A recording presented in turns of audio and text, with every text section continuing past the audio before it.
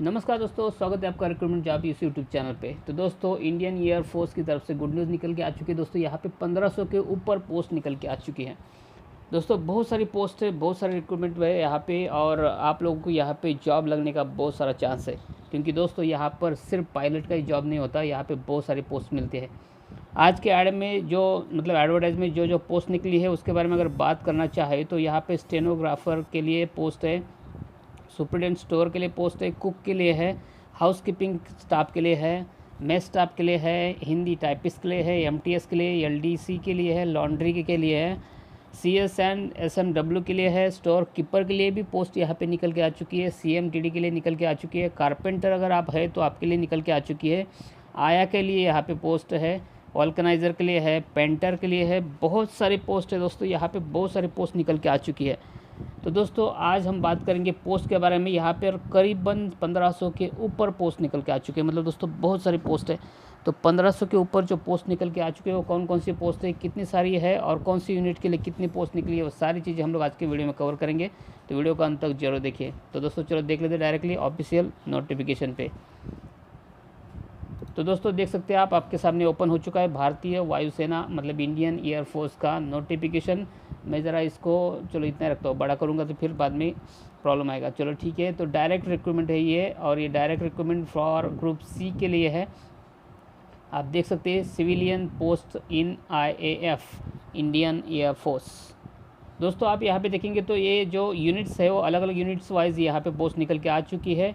और जो पोस्ट है मतलब एक्चुअली पोस्ट वाइज अगर देखा जाए तो मैं यहाँ पे बात नहीं कर पाऊँगा, क्योंकि यहाँ पर टोटल करीबन 14 पेज है। मैं आपको शो करूँगा 14 पेज पे खाली पोस्ट के बारे में बताएगा कि कौन कौन सी पोस्ट है और कितनी सारी है। तो पहले यूनिट की बात करते हैं। देखिए पहला जो यूनिट निकल के आ चुका है वेस्टर्न एयर कमांड यूनिट। तो वेस्टर्न एयर कमांड यूनिट के लिए यहाँ पे जो पोस्ट निकल के आ चुकी है वो टोटल करीबन पोस्ट है 360 के ऊपर। और यहाँ पे आप देखेंगे तो देखिए स्टेनो ग्रेड 2 की है, सुपरडेंट स्टोर के लिए है, कुक के लिए है, हाउस कीपिंग स्टाफ के लिए यहाँ पे पोस्ट है, मेस स्टाफ के लिए यहाँ पे पोस्ट है, कुक्स के लिए है, हिंदी टाइपिस्ट के लिए भी यहाँ पे पोस्ट निकल के आ चुकी है, और मल्टीटास्किंग स्टाफ के लिए यहाँ पे एमटीएस के लिए यहाँ पे पोस्ट निकल के आ चुकी है। तो दोस्तों आप यहाँ पे देख सकते हैं बहुत सारी पोस्ट है, जैसे कि हिंदी टाइपिस्ट के लिए भी यहाँ पे पोस्ट है, एलडीसी के लिए है, हाउस कीपिंग स्टाफ के लिए है। तो बहुत सारी पोस्ट है। तो हम लोग बात करेंगे ग्रुप वाइज मतलब यूनिट वाइज कितनी सारी पोस्ट है, क्योंकि हर पोस्ट के बारे में बताया जाएगा। तो आप देख सकते हैं यहाँ पे कितने सारे पेज है जहाँ पे सारे पोस्ट के बारे में दिया गया है। इनकी टोटल करने को जाए तो भी बहुत सारा टाइम लगेगा। देखिए मैं स्क्रॉल कर रहा हूँ, आपको सामने कितनी सारी पोस्ट हैं। तो ये सारी पोस्ट बताना बहुत ही मुश्किल है, और कैटेगरी वाइज बताना तो उससे भी ज़्यादा मुश्किल है। वीडियो करीबन 2 घंटे का होगा तो भी ख़त्म नहीं होगा। तो चलो डायरेक्टली बात करते हैं यूनिट वाइज, जो कि हमारे लिए पॉसिबल रहेगा। तो पहला जो यूनिट था वेस्टर्न एयर कमांड यूनिट, जो ये आपके सामने ओपन है, इसके लिए यहाँ पे टोटल पोस्ट निकल के आ चुके हैं 363। और जो सेकंड यूनिट है, पोस्ट की नहीं बात कर रहा हूँ, पोस्ट तो बहुत सारी है। आप यहाँ पे आके चेक कर लीजिए कि आपकी कौन सी पोस्ट है और यहाँ पे आपके लिए है या नहीं है। सेकंड यूनिट जो है वो ट्रेनिंग कमांड यूनिट है, और ट्रेनिंग कमांड यूनिट के लिए भी यहाँ पे आपको करीबन 407 पोस्ट देखने को मिलती है। यहाँ पे देखिए टोटल पोस्ट लिखा है, इसको अगर हम लोग लास्ट तक स्क्रॉल करेंगे तो आपके सामने शो होगा टोटल पोस्ट कितनी है।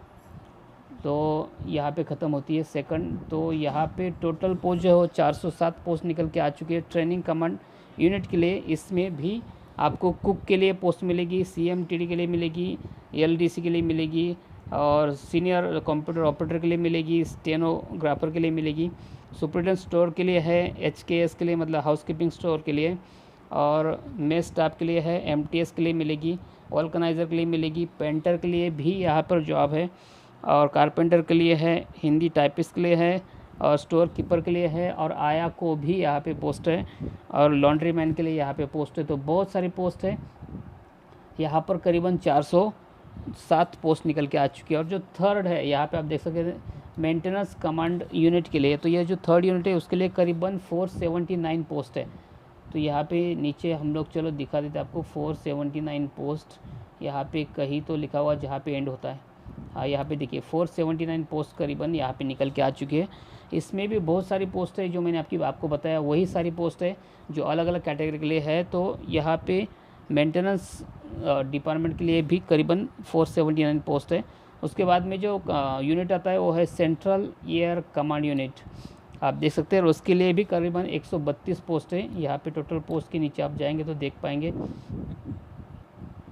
चलो मैं आपको दिखाता हूँ। देखिए यहाँ पे 116 पोस्ट है और उसके नीचे अपना जो आता है ईस्टर्न एयर कमांड यूनिट, ये आप जो देख रहे हैं उसके लिए, तो ईस्टर्न एयर कमांड यूनिट के लिए यहाँ पर 132 पोस्ट है। और दोस्तों उसके बाद में जो आता है वो है साउथर्न एयर कमांड यूनिट। तो जो साउथर्न ये देख सकते हैं आप, साउथर्न एयर कमांड यूनिट के जो पोस्ट निकल के आ चुके हैं वो टोटल यहाँ पे पोस्ट है 28। तो कुल मिला के आपको यहाँ पे 1524 पोस्ट देखने को मिलती है, जो बहुत सारी पोस्ट है और बहुत सारे अलग अलग कैटेगरी के लिए है। तो आप यहाँ पे आके चेक कर लीजिए, मैं इसकी लिंक नीचे डिस्क्रिप्शन बॉक्स में दे दूँगा, आप जरूर आके यहाँ पे चेक कर लीजिए कि आपके लिए जॉब है या नहीं है। लेकिन इंडियन एयरफोर्स में काम करने को मिल रहा है दोस्तों, बहुत बड़ी बात होती है।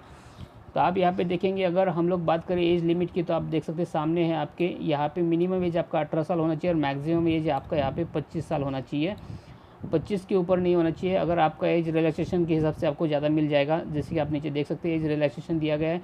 अगर आप ओबीसी कैटेगरी से हो तो 3 साल आपको यहाँ पे एक्स्ट्रा मिलता है, मतलब 25 3 28 साल तक आप अप्लाई कर सकते हो। दूसरी बात यहाँ पे अगर आप SC ST कैंडिडेट हो तो आपको यहाँ पे 5 साल का रिलैक्सेशन मिलता है, मतलब करीबन 30 साल तक आप यहाँ पे अप्लाई कर सकते हो। अगर आप PWD हो, मतलब फिजिकल हैंडीकैप हो, तो आप यहाँ पे 10 साल का आपको यहाँ पे रिलैक्सेशन मिलता है, मतलब आप 35 साल तक अप्लाई कर सकते हो।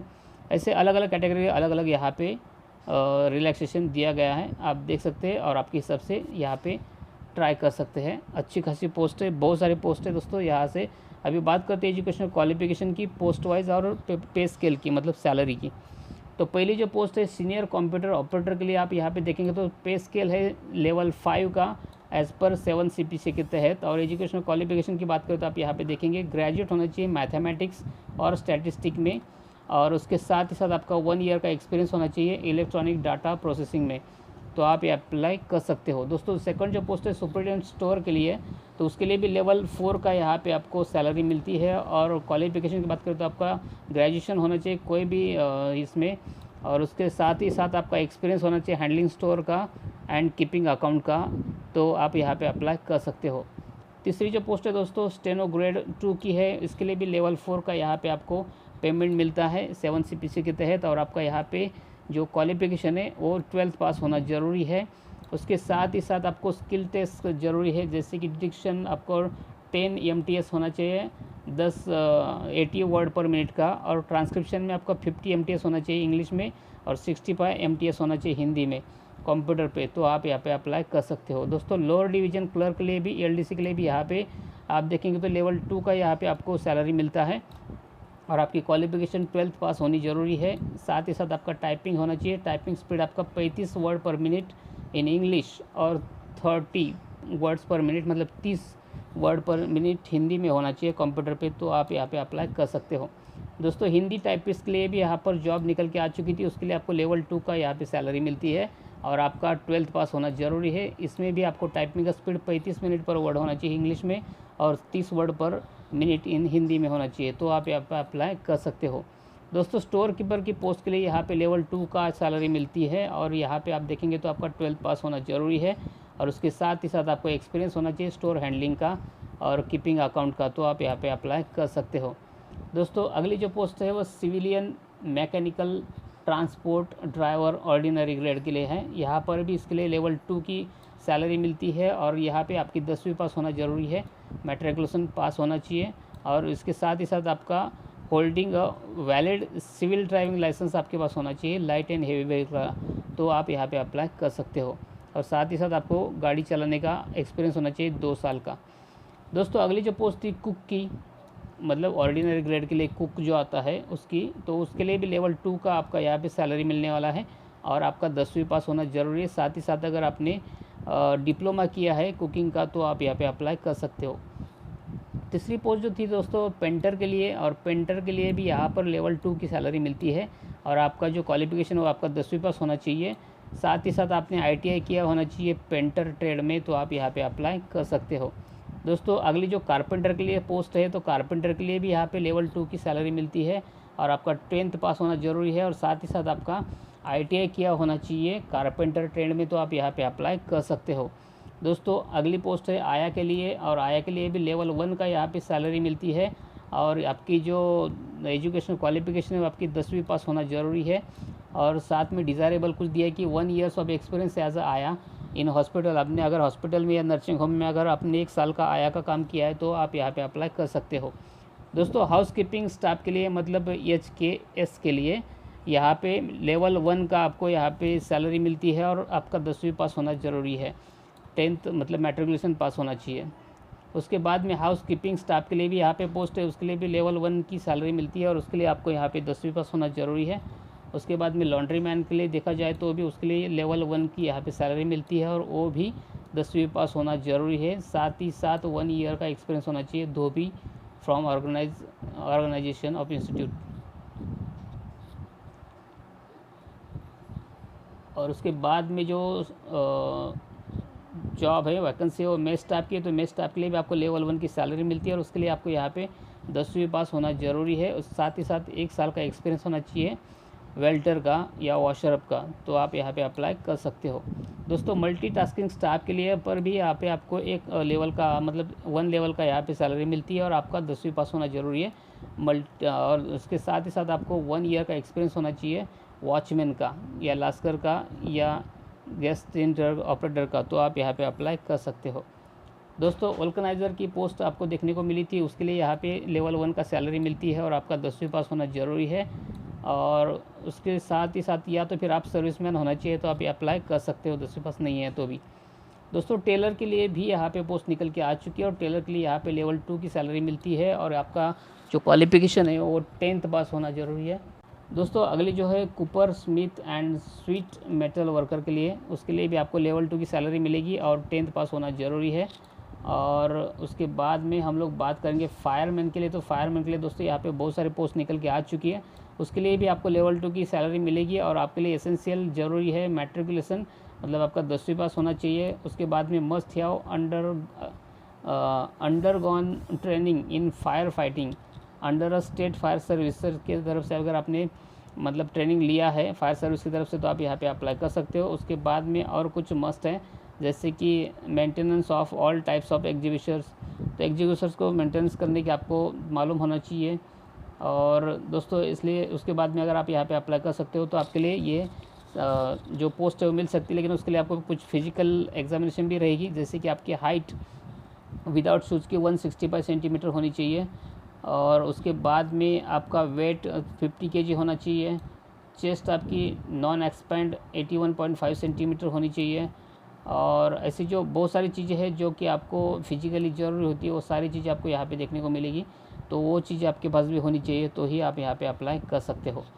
दोस्तों फायर इंजन ड्राइवर के लिए भी यहाँ पर पोस्ट है, लेवल 3 की सैलरी आपको मिलेगी और यहाँ पर भी कुछ चीज़ें दी गई है, तो जैसे कि आपका मैट्रिकुलेशन होना चाहिए, आपको 10वीं पास होना चाहिए। उसके बाद में मस्ट है एटलीस्ट 3 ईयर्स एक्सपीरियंस, आपके पास 3 साल का एक्सपीरियंस होना चाहिए ड्राइविंग का, हेवी व्हीकल का, तो आप यहाँ पे अप्लाई कर सकते हो। दोस्तों उसके बाद में FMT मतलब फिटर मैकेनिकल ट्रांसपोर्ट के लिए पोस्ट निकल के आ चुकी थी, तो उसके लिए भी लेवल 2 की सैलरी आपको मिलेगी और उसके लिए आपको 10वीं पास होना ज़रूरी है। उसके साथ में एसेंशियल ट्रेनिंग इंस्टीट्यूट सर्टिफिकेट आपके पास होना चाहिए ट्रेड फिटर मैकेनिकल का, तो आप यहाँ पे अप्लाई कर सकते हो। दोस्तों ट्रेड्समैन के लिए भी यहाँ पे पोस्ट निकल के आ चुकी है, आप ऊपर चेक करेंगे तो उसमें मिलेगी। उसके लिए आपको लेवल 1 का यहाँ पे सैलरी देखने को मिलती है और उसके लिए भी आपका एजुकेशनल क्वालिफिकेशन है जो सिर्फ 10वीं पास होना चाहिए। दोस्तों उसके बाद में लेदर वर्कर जो पोस्ट निकल के आ चुकी है उसके लिए भी यहाँ पर लेवल 2 की सैलरी मिलेगी और उसके लिए आपका 10वीं पास होना ज़रूरी है। और उसके बाद में ITI किया होना चाहिए लेदर गुड्स के बारे में, तो ट्रेड आपका होगा तो ही आप यहाँ पे अप्लाई कर सकते हो। दोस्तों टर्नर के लिए भी पोस्ट आपको यहाँ पे देखने को मिली थी और उसमें लेवल 2 की सैलरी मिलेगी और यहाँ पर भी 10वीं पास होना ज़रूरी है। तो दोस्तों अगर आप सिर्फ 10वीं पास हो तो यहाँ पे बहुत सारी जॉब है जो कि आपके लिए खाली आपके पास स्किल होना चाहिए, आपने ITI किया होना चाहिए, तो आप यहाँ पे बहुत सारी पोस्ट देखने को मिलती है इंडियन एयरफोर्स में, तो दोस्तों ज़रूर अप्लाई कर दीजिए, बहुत सारी पोस्ट है यहाँ पे। दोस्तों लास्ट डेट की बात करें तो आप देख पाएंगे यहाँ पे लास्ट डेट एप्लीकेशन से 30 दिन दिया गया है, मतलब 30 डेज़ आफ्टर पब्लिशिंग एडवर्टाइजमेंट, मतलब एडवर्टाइज पब्लिश होने के बाद में आपको 30 दिन तक आप यहाँ अप्लाई कर सकते हो। तो एडवर्टाइज पब्लिश कब हुई है चलो मैं चेक करता हूँ इसके बारे में और आपको बता देता हूँ। चलो डायरेक्टली ऊपर जाके चेक करते हैं कि डेट क्या है इसकी। एडवर्टाइज़ की, तो यहाँ पर नहीं है। तो चलो मैं पोस्ट में देखता हूँ, नीचे डिस्क्रिप्शन बॉक्स में डाल दूँगा कि पब्लिश कब हुई है और आपको लास्ट डेट क्या मिलने वाली है। तो दोस्तों नीचे जाके लिंक पे ज़रूर चेक कर लीजिए। तो दोस्तों आई होप मैंने सारी चीज़ आपको बताई है और आपको सारी चीज़ें मालूम पड़ गई हो, कुछ रह गया हो तो नीचे आप डिस्क्रिप्शन बॉक्स में लिंक पे जा सकते हैं ऑफिशियल नोटिफिकेशन पे, और वहाँ पे जाके चेक कर सकते हैं कौन कौन सी पोस्ट है, कितनी सारी पोस्ट है। यहाँ पे इतनी सारी पोस्ट है कि मैं बता नहीं सकता, इतनी सारी पोस्ट है। तो दोस्तों ज़रूर चेक कर लीजिए, सबके लिए यहाँ पे अपॉर्चुनिटी है, आप यहाँ पे आराम से जॉब पा सकते हैं। दोस्तों वीडियो अच्छा लगा तो वीडियो को लाइक कीजिए, दोस्तों के साथ में शेयर कीजिए, और अगर आप सचमुच गवर्नमेंट जॉब पाना चाहते हो तो मेरे इस चैनल को सब्सक्राइब कर लीजिए। दोस्तों सब्सक्राइब करने के लिए इस वीडियो के नीचे आपको रेड कलर का बटन मिलेगा, सब्सक्राइब लिखा हो, उसको दबा के सब्सक्राइब कर लीजिए। साथ ही साथ बेल आइकन आएगा, उसको दबा के ऑल पे सेट कर लीजिए, ताकि जैसे ही मैं नया वीडियो बनाऊँ उसको नोटिफिकेशन सबसे पहले आपको मिलती रहे। तो दोस्तों मिलते हैं नए जॉब के साथ में नए वीडियो में, तब तक के लिए धन्यवाद।